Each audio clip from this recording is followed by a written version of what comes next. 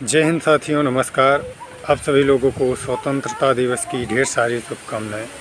मैं हूं एडवोकेट सर्वेश पांडे और आप देख रहे हैं सोशियो लीगल नेटवर्क। मित्रों, आज हमें आज़ाद हुए लगभग 75 साल बीत चुके हैं, मगर मुझे ये कहते हुए बड़ा दुख हो रहा है कि आज़ादी के 75 साल बाद भी हम कहीं ना कहीं मानसिक रूप से गुलाम हैं, क्योंकि हम दूसरों के विचारों को अपना विचार मानते हैं।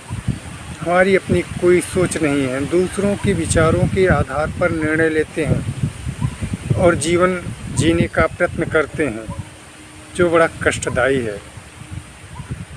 मित्रों, मानसिक रूप से गुलाम होने का यहाँ मेरा तात्पर्य यह है कि आज हम राजनेताओं के विचारों को मानकर कभी जातिवाद के नाम पर, कभी पार्टीवाद के नाम पर, कभी मजहबवाद के नाम पर आपस में लड़ते रहते हैं।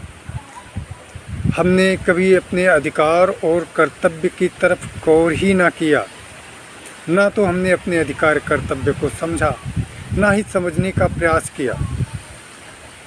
अधिकार के लिए लड़ाई लड़ने की बात तो दूर रही, हमने उस पर विचार ही ना किया, विचार नहीं करते अपने अधिकार और कर्तव्य के प्रति। ये हमारे लिए बड़े दुख की बात है।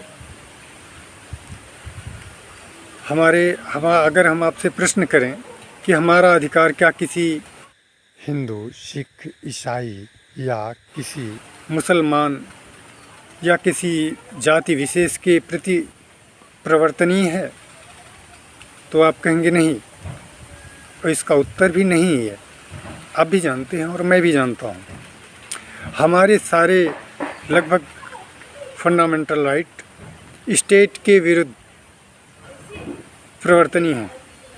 वहाँ मेरा तात्पर्य ये है कि अगर आप ये कहते हैं कि सर भाई साहब मेरे किस अधिकार का वायलेशन हुआ है, कहाँ हुआ है, तो मैं आपको बताना चाहूँगा मेरे मित्रों, अगर हम गौर करें और हम देखें तो हमारे राजनेता हमको हिंदू, मुसलमान, सामान्य, journal, backward, OBC, SC, ST, सवर्ण की तरफ एक दूसरे की तरफ दिखाकर, लड़ाकर हमारे अधिकार को स्वयं जब्त कर ले रहे हैं। तो यह कहना कदापि अनुचित नहीं होगा। मित्रों, क्या आप जानते हैं कि बिसलेरी का एक बोतल पानी लगभग 20 रुपये लीटर है। अगर उसे किलो में कन्वर्ट किया जाए तो लगभग 24-25 रुपये प्रति किलो होगा पानी बिसलेरी का। और हमारे गेहूं की कीमत 13 रुपये, 14 रुपये, 15 रुपये, ये हमारे गेहूं की कीमत होती है। जब हम उसको मार्केट में उसका सीड लेने जाते हैं, उसका बीज लेने जाते हैं, तो मुझे 250 रुपये किलो, मुझे याद है, मैं भी किसान का बेटा हूँ। वीर गेहूँ आया था, 250 रुपये किलो था, सीड 250 रुपये किलो, बिक्री 13 रुपये किलो। बिसलेरी की बोतल 20 रुपये प्रति बोतल। क्या साहब, कहाँ का न्याय है? किसान अपने फसल में पानी छोड़िए अपना पसीना तक डाल देता है और तब जाके फसल तैयार होती है, उसकी कीमत महज 13 रुपये। आइए हम दूसरे अधिकार की बात करते हैं।